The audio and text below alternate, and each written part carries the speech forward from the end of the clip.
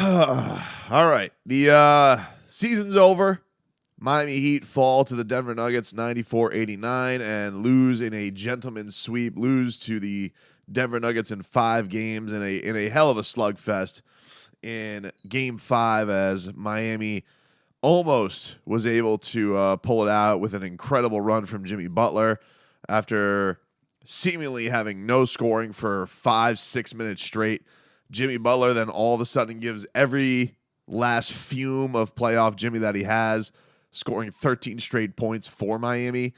And, that was all she wrote. I mean, it was literally all that he had left because he ends up missing a 3 and then has a terrible turnover to KCP. And that would seal the deal. But it was a really, really intense game. Both sides really hard to make shots. Threes were hard to come by. Incredible runs back and forth. Although I will say the theme of this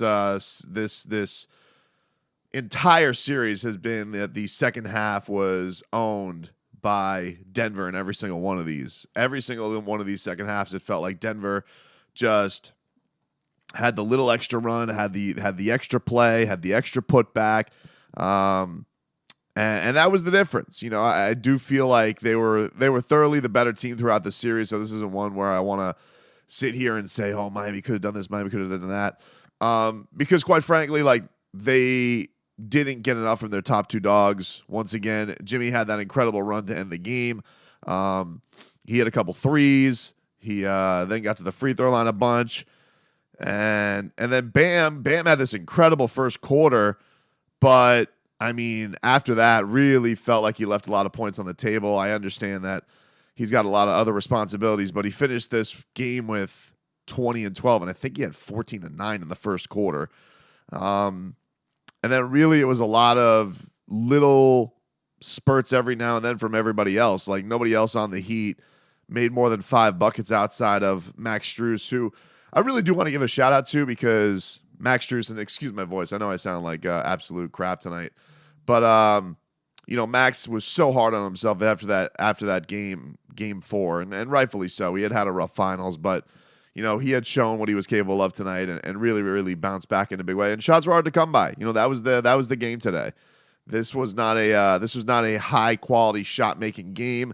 For Denver, only Jokic was the guy who was really consistent on everything. He had probably the most efficient game out of anybody, which is, kind of the beauty of him. That's why he solidifies himself, even if it wasn't there already, as the best player in the world. I haven't even watched the ceremony. I imagine that he is finals MVP. It'd be pretty crazy if he wasn't after tonight's clincher. But it was those killer plays. Like, you had, Bruce Brown with some putbacks every now and then, or Christian Brown with a putback every now and then, or KCP with his big time steals.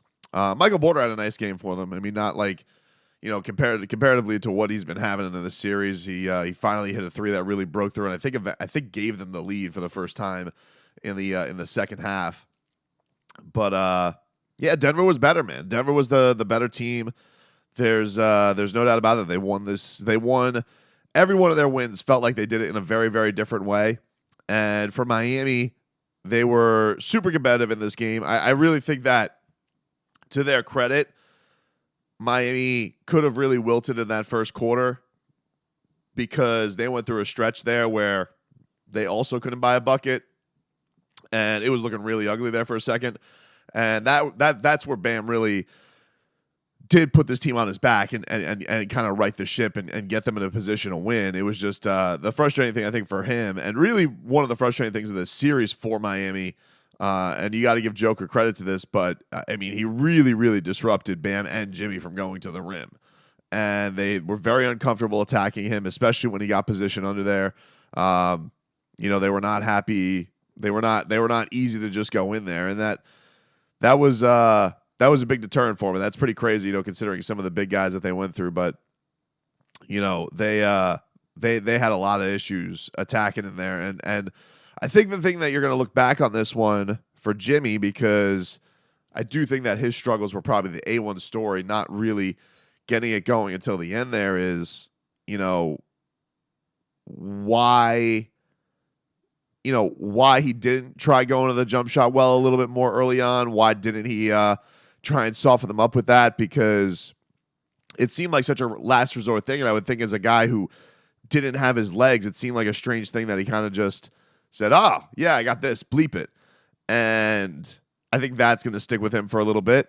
I think this will definitely sting because, he had an incredible postseason. Jimmy Butler was one of the best players in the league in this playoffs. Not a guy who makes excuses about his injury. I think it's obvious to the eye of what everybody said. I know Mark Jackson had that whole little rant about ankles. He goes, Jamal Murray hurt his ankle. Nikola Jokic hurt his ankle. Bam Adebayo hurt his ankle. It's like, yeah, but they tweaked. Like, Jimmy, we know. Like, that guy had a legitimate injury in the Knicks series where he could barely move. And his efficiencies went way down. I'm not making it as an excuse for them losing because he didn't go anywhere. Like, he was still there. They still won the series with him on that ankle. So you got to try and figure out ways to do it without him. And that was the unfortunate thing. I think that, they had an incredible run that would have required them beating the three best records in the league in Milwaukee, Boston, and Denver.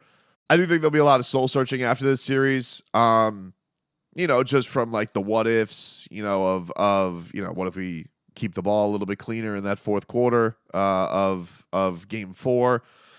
You're going to be looking at yourselves with some of the opportunities you had in this one. You're just like, yeah, if you could have gotten Jimmy going a little bit, it was there for him. You can't say this game wasn't there for him. Miami did have opportunities. This opportunity to send it back to Miami was there for them, just like they had opportunities in game 4. But one of the things that they rested their hat on the entire playoffs is they would always execute better down the stretch than anybody else. And Denver, they met their match. Nuggets always had the extra play, always had the better execution, especially late in a game where they didn't really execute that well. There were a lot of mistakes, but it was just basically who could have less mistakes, and Denver got them on that one. So really, really hurts because this was an incredible ride, but it was an incredible ride. It was a team that I think anybody who followed this channel or my shows, we went through a really tumultuous up and down roller coaster year with a lot of close losses and a lot of wondering if they were ever going to get their ass in gear. And then somehow in the playoffs they did, thanks to Jimmy Butler being absolute dynamite and playing like the best player in the world. Getting Giannis Antetokounmpo out of there, getting Giannis Antetokounmpo to contemplate what is really failure. You got to watch them dispatch the New York Knicks, which is always fun. Especially all their dumb fans with their stupid little videos. So they got to go away. Got to see sad Spike Lee. And then, of course, beating Boston is always, it's always a chef's kiss. But look, it's a championship organization. That's what they play for. And I do think that after that game 2, I know I was cocky. I felt like that they had Denver a little bit shook. And that's where you got to give Michael Malone credit. He really rallied his team. And that was the big difference in this, is that they went from a team that was just overbiting and screwing up defensive rotations to staying at home, staying disciplined. And then they were the team that always seemed to be able to get the defensive mismatch. I mean, how many times down the stretch there did Joker end up on Kyle Lowry or Caleb Martin and Bam is off, guarding KCP or Bruce Brown or Jamal Murray or something like that. So, that's something that you'll wonder about. And then, the Tyler Hero thing is an interesting one because everybody went from, hey, this is the reason that they're actually playing better is because Tyler Hero's not there, which I thought was completely unfair, to, man, I would have loved to see what he could have done tonight, especially with the defense being, the offense being so bogged down. But, you're talking about championship on the line. Is it fair to put him out there if he's going to stink up the joint? Is it just a head game thing just to get the Denver Nuggets scrambling? I don't know what the answer to that is. The only thing I would have wondered is, with nobody being able to get buckets and everybody seeming to be gassed on legs, would have liked to know, what a couple of minutes. Look, you gave a couple of minutes to Cody Zeller, and that was a disaster. Could you have given a couple of minutes to Tyler Hero? Perhaps. Would it have been the difference in the game? I don't know. You went 5 minutes without scoring a basket in the fourth quarter.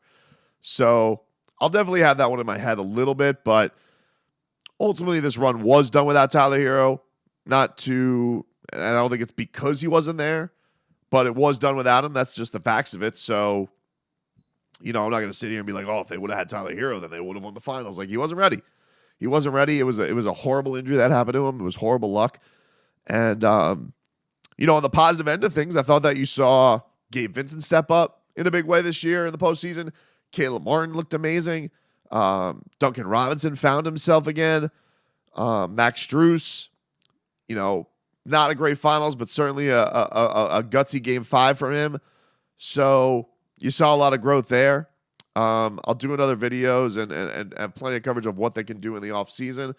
But yeah, this is a memorable year. This is a memorable year.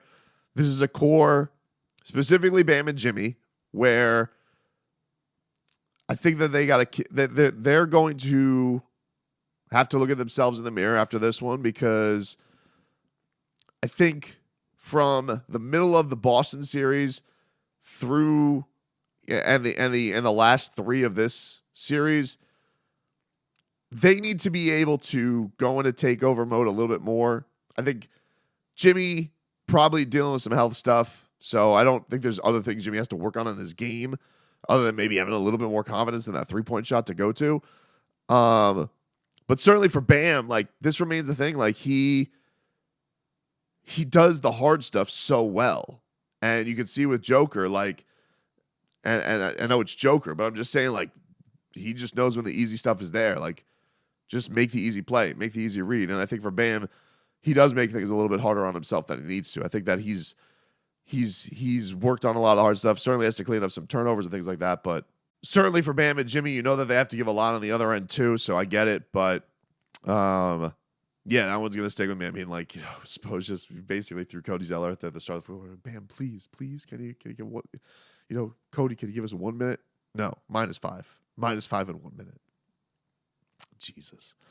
And yeah, man, this is this one sucks. It sucks. It sucks when a basketball season comes to an end, but this is a crazy ride. Nobody gave this team a chance in hell, and they scoffed at all of it.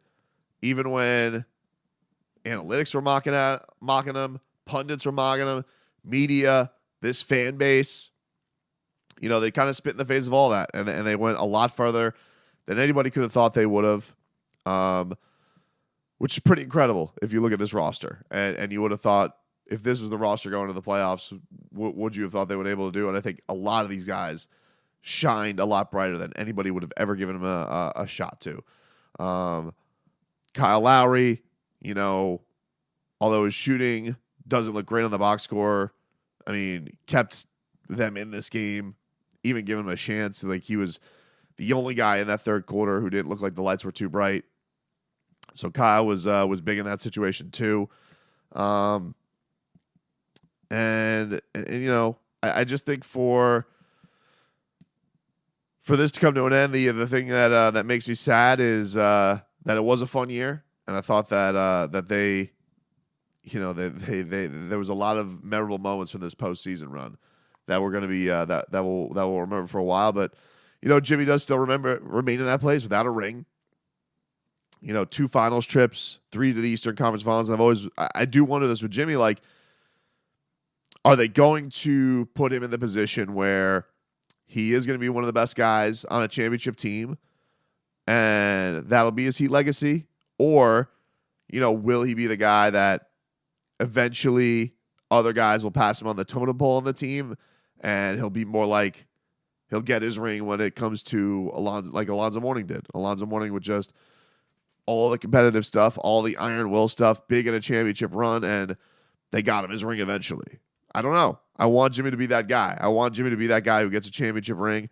I know next year, again, they'll be overlooked. They don't care about that stuff. It'll be interesting to see how they attack next year in the regular season and all that stuff. I guess a lot of that remains to be seen with the offseason moves.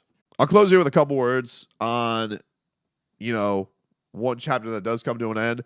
And it does bum me out. I know my voice sounds like crap, so I'm going to try and refluid for the radio show tomorrow. But last game for Udonis Haslem. And, simply one of the greatest Heat players of all time. He's the bedrock of everything that they do. He's just an A-plus dude. He means everything to that locker room. He's the ultimate winner. Even after a game 4, was willing to speak publicly for his team when he hasn't really done much all year and probably didn't want to. He still did because that's what the captain does. And someone's gonna have to fill those shoes. I don't know who it is, but I know for the years you've gotten to watch him play and the years you've gotten to see his teammates talk about him, I think everybody knows just what that guy means. So just a hell of a 20 years, UD. Thank you for all of them. Thank you for everything that you brought to the table. Thank you for the example you set. That was you're everything that Heat fans are proud of with the organization and everything that everybody talks about and gets passed down to all the other guys in the locker room who share your story. It's going to be weird without him next year. It is. It really is. And then we'll see what this offseason brings. I'm doing this before I hear the post-game comments, so I'm sure I'll have another reaction to that stuff tomorrow, but just kind of raw thoughts off the loss. Congrats again to the Nuggets. Gentlemen, very gentlemanly of you. 5-game series, tip of the top hat that I burnt to you. And Heat Nation, we'll see what this where this ride goes.